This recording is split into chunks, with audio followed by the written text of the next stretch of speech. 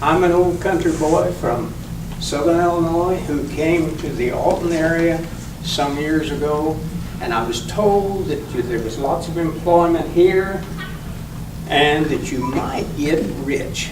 I failed miserably on the last part. But I do live in East Alton. I like East Alton. I've been in East Alton address for quite some time, Rosewood Heights area. But if you come to see a large knife collection, I'm sorry, I don't have one. I lost my wife 6 years ago, and after that, you change your whole ideas of whatever's important and what is not. And so I sold 327 pocket knives. Not to get rich, but it would have bought me a pretty good used car. Okay? So I'll tell you a little about some individual knives here a little bit. But some of the history part of pocket knives, I was told just recently that knives were, pocket knives even, were made between 1,000 and 2,000 years ago. And I couldn't hardly comprehend that. But I didn't question it. But as far as pocket knives, let's stick pretty well with the United States. You know, when the East colonies were being settled and immigrants started coming in, especially from Germany and England, they had talents of making pocket knives. They formed companies. One is still in existence. That is W.R. Case and Sons.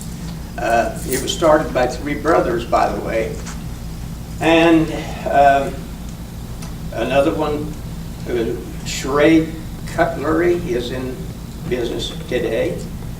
But anyhow, there were others settled in that area, and then as the population grew and started going westward, it seemed like they took some of their talents with them and some of the business ventures. And somewhere along the line, they seemed to got bogged down in Kentucky and Tennessee. Now, I'm not here to tell you that Illinois has had knife makers, still have very few, and I have some things here from right here in this area that you probably don't know about. But anyhow, the knife business, as far as collecting, it can be very inexpensive hobby. It could be an expensive hobby if you let it get that way. I know of a collector or two who, and I will not give names out today for security reasons, but I know of a couple of collectors who have several thousand knives. So I'll start out here, give you a couple of names that you're familiar with living in East Alton, and one is Winchester, okay? And another one is, what do we got here? Remington. These are shotguns now also, but most of these name brands, things that I'm going to mention here, were not made by those companies. I'm not sure that, I don't think Winchester ever made a pocket knife, and that Remington may have, we're not sure. But they had other companies, other manufacturers to make these things. And being, as I said, Winchester first, there's Winchester knives made today. Right here's one that's a few years old, but there's They're called Winchester, but you read on the back of the thing, it says Winchester is a registered trademark of Olin Corporation, product under the license of Bluegrass Cutlery Company, Manchester, Ohio. So we find this all the way through in the knife business. I have 3 custom-made knives here that I want to call special attention to a little later, but right now, these companies, very good quality and very collectible, okay? You see a couple of big knives here, and these are legal, whoever the law people are. This is legal because you can buy it at the store, and it's less than 4 inches long, the blade part, okay? And this particular knife here was made by Case. It's dated. It's a 1970 model in mint condition. Here's another knife the same size. And these knives are called Granddaddy Barlows. They're one blade. Then, say that this word Barlow, there was a medium-sized Barlow, and then a baby Barlow, this one. Now, Barlow is not a manufacturer of knives. Barlow is a style of a knife. There was a fellow in Arkansas who was named, his last name was Barlow, and he started making these because people back then needed knives. We didn't have all the fancy stuff we have to work with now. You could work with your hands and so on. So these are knives here for that. There's advertising knives out on the market. Not usually many advertising knives are of very good value. They're pretty cheap, really. They're advertising the World's Fair. This one's 1982. Where was it held? Knoxville, Tennessee. You're right. And I had this little knife here. You can look at it. I had, and I cannot find it. I don't know what happened to it. A little metal knife about like this from the 1904 St. Louis World's Fair. It got away from me somewhere, somehow. Those are collectibles. This is one of the first pocket knives that I ever owned in my life, and it must have been bought in October around, because it's orange and black. Case, as I've said before, are one of the major ones. I'll tilt this so you can see it. It's a Case brand. It's called a peanut, and if I take it out, here's one that is out of the case. If you hold it up, it looks a little bit like a peanut in the shell, okay? And they made them, and most manufacturers made them. I might say right now that the handle material, the outside of the knife here, is various materials. Back when the settlers were first making knives, why, wood was plentiful, and bone was one thing that come along.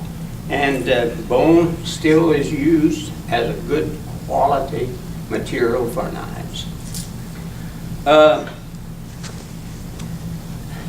In East Alton, there was a fella. Does this remind any of you of anything? What? Casket. A casket. A mortician made this box who lived in East Alton. It's lined and all this, and it's just right for some knives. There's a knife here that's called a wire jack. You understand why? See, this is one piece of wire here, and some of these were given or sold back in the 1920s to 1940 for Boy Scouts. This one and another one just like it goes to my great-grandsons when they get big enough to take care of them, whatever. Now, if you see a knife that looks, see that handle material on there, that multicolored in various designs, collectors call those butter and molasses handles. You can figure that one out. It's a forerunner of what we call plastic today. As I said, advertising, this is a fairly common but somewhat collectible Purina checkerboard knife. They have made several different styles and stuff down through the years. Some of them are good, some of them are not so good. Here's a knife that for men especially, and for the ladies. I forgot to mention one thing. I thought I was going to talk to a bunch of young guys, but I can't find any young guys. But I looked at the ladies. There was one group that's still there. Anyhow, this knife is made, if you can get it, what you can see here, made like a baseball bat. Okay, it has a baseball right in here, and this end of it. And when you get it, you can look at it where you can see it. Most of them are one blade. This one's two. They were made or they were sold right in some business place right at the Missouri end of the Eads Bridge. Probably about 1920 or so. And what would you think the name of that knife would be? Besides being the ball bat, they took on the name of Bridge Cutlery. That's the name that's on this knife. Yes, there's the ladies' shoe or leg or both. Here's a knife that's made, the whole outside of it is brass. And there's, I'm not saying there's any of those being made today, maybe a few. There's knives for various reasons. What would you fellows, what would that be used for? That sailor's knife? Fit? How about punching a hole in your leather belt? Well, it'll do all of that, but these are called, what's your pronunciation now? Riggers knives. This is a rope tool, okay? And there's a few of them still being made. And let's see. Like I said, I had always liked knives. Here's a knife that belonged to my granddad. And it came, well, he passed away in, boy, 35 or so, somewhere along in there, 1935. So it's much older than that. Here's a knife that I almost got in trouble over. This is a factory-made blade, and somebody devised their own part of it. It's made out of a piece of galvanized metal, like this. But my brother got that knife, and somehow I got it from him, and my dad got it from me. And kept it until my dad passed away. I went over to visit my mother, sometime later. And she said, would you take out my garbage? I had a little metal can out the back. Here. And I started to drop the garbage in there, and I looked. There is that knife. And I didn't know that she still had it there. And so I confiscated it. You rescued it, yeah. So, and I've kept it. One thing we talk about is China. We talk about everything. This might have been made in China. That might have been made in China. Whatever. We don't like to admit it. But China is making some good quality things nowadays. Here's a knife. It's got 4 blades.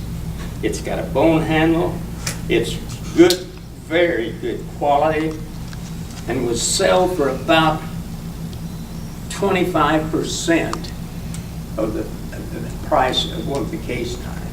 You see, because of that 10-year-old girl that polishes the knives over there, it'll pay her, what, $1.50 a day or something like that. Whatever. And that's the reason for that. Now, to bring it pretty much to, you haven't done that yet, Alan? Bill does that. Okay.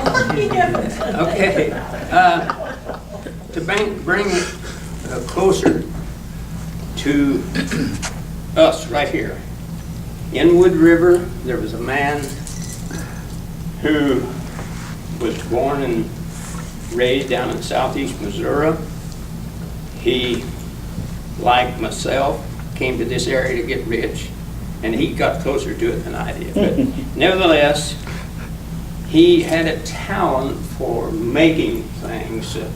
I remember him telling the story that when his dad was away at work or out on the farm or whatever it was, one day, and his mother said, "Son, you're big enough to do some chores around here. I want you to repair that screen door." And he did. And when he came home, Dad was quite pleased with what his son had done. So here's this man who comes to this area. He made a living at what was called then Sears Roebuck, Sears. He put in about 35 years or so there. But anyhow, he had the day off, and it was raining. He lived in Wood River. And he thought, I remember having knives when I was a boy. I wonder if I could make a knife. Out of what? Well, I've got to find something. Went down in the basement. Do you know what the old flat wind-up type sewer tapes are? That's spring steel, is that right? He had a chisel, a hammer. He cut a piece of metal off and made a blade, #1. And I don't know that I've ever seen #1 because he sold knives. This man, and I will give you his name because he passed away a couple of years ago, but he made knives and sent some all over the world. This is living right here in Wood River. No machine, metal education and training. This was all his own doings. And when he passed away, he had made something like 1,300 pocket knives. Here's a knife that excuse me for shaking. Here's a pocket knife. It's called a jackknife. It's just a 2-blade knife. It has his logo on it. His name was Paul Myers. His initials would be what? PM, right? Okay. This logo has a PM, and that's afternoon and evening, right? This is the setting sun here with Paul Myers' name. Now, the knife here that I'm the most proud of is this one. He made it also much later than the other one. I think I looked at this. It was made when he was up to about between 11 and 1200. And this handle material here is pink pearl. And you ladies may know, you usually think of pearls as white, don't you? Pearl can be various colors. I've seen gold pearl, and I thought I had one here with a smoke pearl, but I picked up the wrong knife, I guess. This is white. But some of them, the smoke pearl will be fairly dark. It's found in the South Pacific, and they have pearl in this area, up in the Illinois River, the shells they get, and so on and so forth. But it's much softer than this material. Now, when I let you come up and look at these, don't drop it on the floor. You're welcome to look at. I don't have them insured. However, I carry 3 or 4 Band-Aids if you. So, Alan, you have a job. You're laying down on the job. I forgot to say this. I'm going to give you a card, and I'm not a businessman, but I'll let you see this card first. Start them around, one to each person, and I'll tell you what happens then. There's a number on the lower right face of that card, starting from 1 through whatever we have here. What he said, 25 or whatever. And I'm not a gambler, and we're not doing anything illegal here, I don't think, are we? But anyhow, if you get the right one, the number that I call out in a minute, I have a knife in my pocket that, well, it wasn't the right one. This knife has a number on it. And if you have did everybody get a card and a number? Okay? Okay, who has the card with the number 9 on it? Number 9, Fred. Oh, that's you. Oh, yep. Yeah, oh yeah. This knife is yours. Oh, my God. Can we trust him with that kind of stuff? Man, that might be a great birthday present. I probably used up my time, but if someone will linger around and want to look at these, handle them a little bit, you're welcome. I would try to invite you to maybe become interested in knife collecting or join a club but if you want to know, and I'm not a super expert, but they say an expert is someone that's 10 miles away from home. There you go. I'm closer to home than that. So that's my presentation.